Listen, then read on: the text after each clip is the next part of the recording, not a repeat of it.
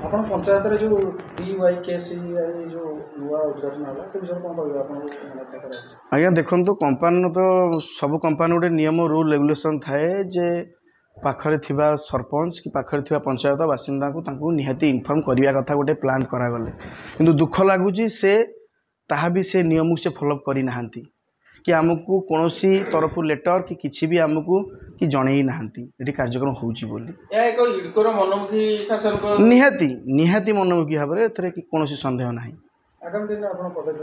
निहाती आमे आम सिस्टम अनुसार आम कार्यक्रम करूँ जदि से माने से राजी न होती कौन हस्तक्षेप आम करती आम राजरास्ता को ओह्लैबू दृढ़